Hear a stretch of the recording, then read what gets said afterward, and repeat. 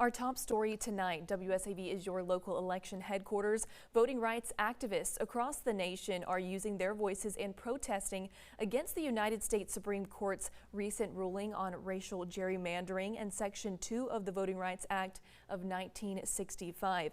WSAV's Jillian Kohls has our top story on today's All Roads Lead to the South rally here in Savannah.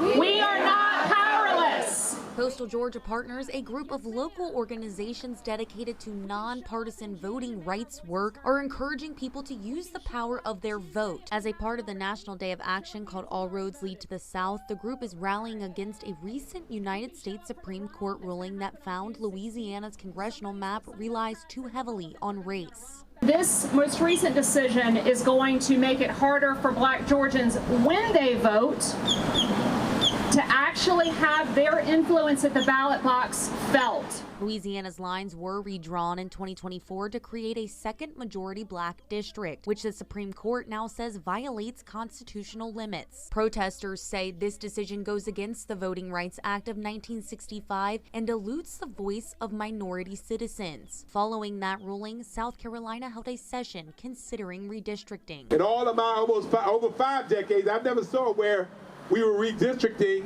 In the middle of a 10-year cycle. Yet, now we're seeing it. South Carolina, well, we'll do it. Georgia, we're not going to do it. Oh, but guess what? We're going to do it too. While South Carolina's initial redistricting attempt failed, protesters say they're afraid of Georgia trying. I don't want people to look at this as a Republican issue or a Democrat issue. It is not.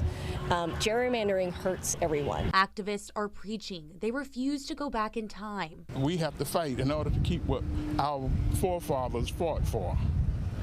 People have bled and died to try to get the right to vote and get these districts the way it is.